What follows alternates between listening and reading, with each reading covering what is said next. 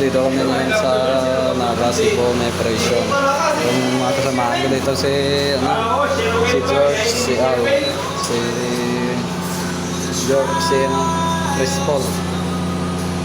Ang ginagawa nila dito pag walang trabaho, tungit, tsaka pusoy.